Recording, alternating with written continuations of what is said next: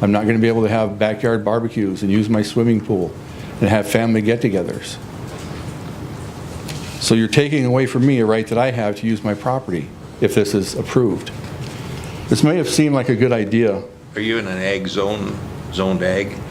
I mean, I live in the city of Mission Hill. Mission Hill, okay. I don't know. No. It's in the city of Mission Hill. So I'm just asking you guys, it may have sounded like a good idea in the beginning before all these details came out. Every week we're studying and we're reading more about how bad these places can be. And just reconsider how much it's going to hurt us. What is that guy with his wife has COPD? What is he supposed to do if this gets approved? This is going to be very difficult for them and all the other people around Mission Hill. Time's up. Thank you. Thank you.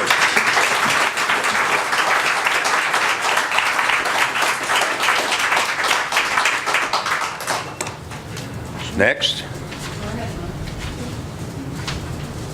This is another 4-minute one.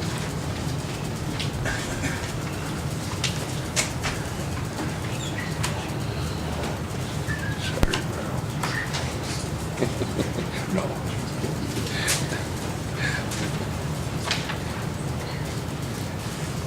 I'll answer your question first, please. What question?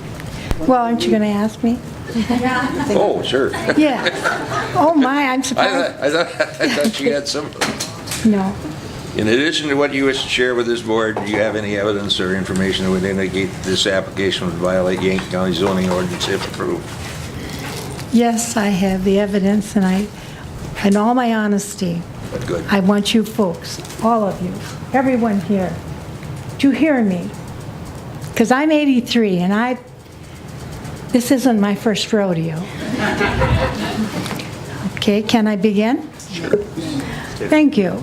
My name is Inez LaPrath. I live at 307-32 44th Avenue at Mission Hill, 57046, and I'm here to testify in opposition to the granting of the conditional use permits for the proposed hog confinement animal feeding operations, all the barns and all of them. At this time, I'm stating that my opposition to the Board of Adjustments, your violation of citizens' rights to public participation, the zoning states, this meeting with public hearing, Mr. Garrity, I'm referring to you, sir. This zoning states these meetings designated as public hearings shall allow the testimony for all interested parties. You've been engaged in constant attempts to limit our participation. For example, telling the public that they had to sign up a week ahead of time to speak, then changing that to the Friday before. Next, you tell us you can sign up right until before the hearing. Also, you've changed from one day to the next before the hearing who could speak. Who could speak? We all should have a right to speak. We all should have a right to hear. That certain people could get to testify if they lived near one of the facilities with one other public comment. Then you told us there would be limited time, just like today. Boy, we gotta hurry up here, and I'm not a person who talks too fast. My daughter says I do. Limited time for the citizens' comments. But the icing on this horrible cake is that you then announced that only these that live or own properties in the county can speak. This is a travesty of stifling the public's ability to speak beyond the pale. Yankton County zoning reads, and I've got it here. I've got it all written down, but it's going to take a while. But These meetings of the board's adjustments You've got 34 shall be seconds. opened, well, I'm going to plead for more time. Adjustments shall be open to the public. These meetings designated as public hearings shall allow for testimony from all interested parties. That means every darn one of us. The board acting in zone cases shall keep minutes of its proceedings showing the vote for each member upon each question, or if absent or failing to vote, indicate such fact, and shall keep records of its examinations and other official actions. Time's up, ma'am. I'm going to ask someone Time's else. up. I want to ask this guy, I want to ask Mr. Robinson. Peterson.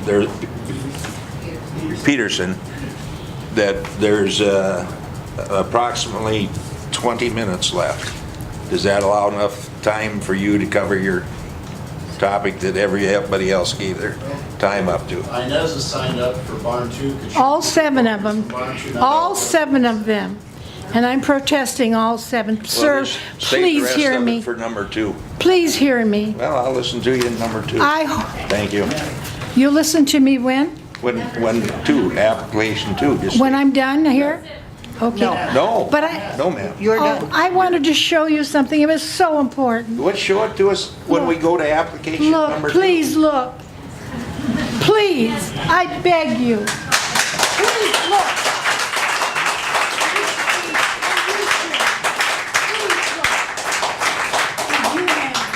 I know you live comfortably out,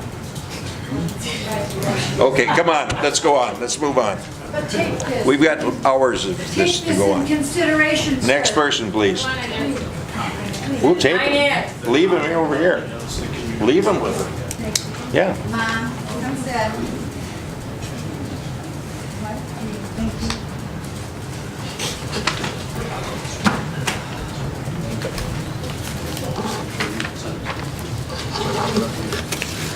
Here are these pictures. So who's coming up next? Sir, your name is? Dale. Dale? Ebda. Kemda. Did I drop another piece of paper? This is number 7, I think. Dale, No. in addition to what you wish to share here with this board, do you have any evidence or information that would indicate this application would violate the Yankton County zoning ordinance if approved? I believe we are lacking information. Okay? And you'll state what information that is. Well, number 1 notification, if I hadn't had. You need, sir, will you go to the mic so everybody can hear you? Number 1 notification of the process here. If I hadn't had a friend that called me and said, hey, you got to sign up to speak, I don't know about it. Okay? Okay?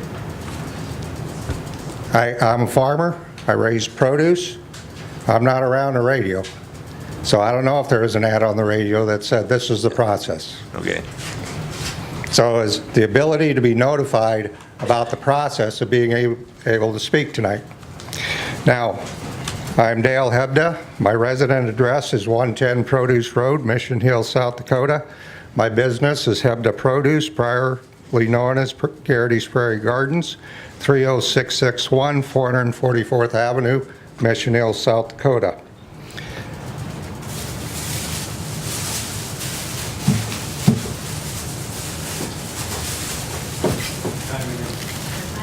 I didn't know if you allowed props or not, but before I came in tonight, I went out to my fields. That's a mountain fresh tomato growing outside. These are 4th of July heirloom tomatoes growing outside.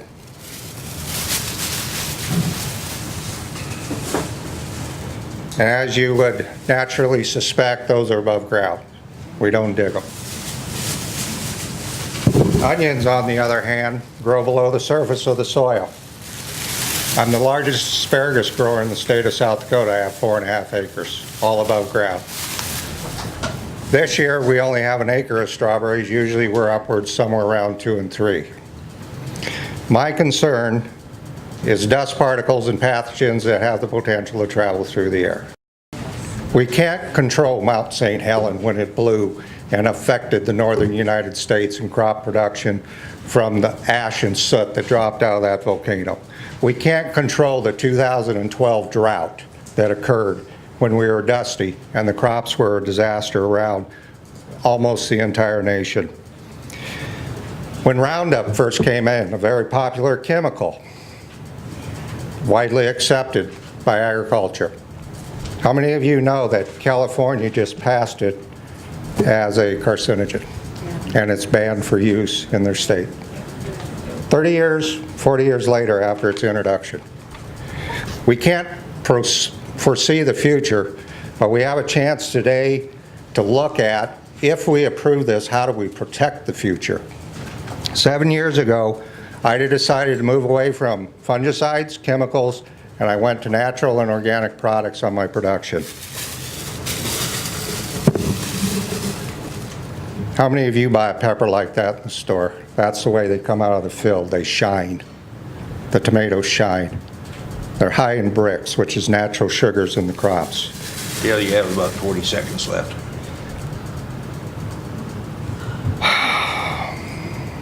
I'm not only concerned about the people that buy my products directly, but it's the children in the school systems that the school service buys my products.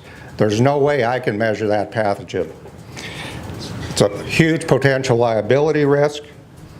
So lastly, since I only have a few seconds left, I think if you approve these things, air quality monitors need to be installed immediately, prior to anything being built, and they're tested, and the results are paid for by the county. I need to know what my customers are buying and what I'm selling. If it changes my cost of operations, I think it's only reasonable for me to expect that I'm reimbursed by Yankton County. Good luck. Understand, when the minimum wage went up, my cost of operations on 40 acres went up by $40,000. Thank you.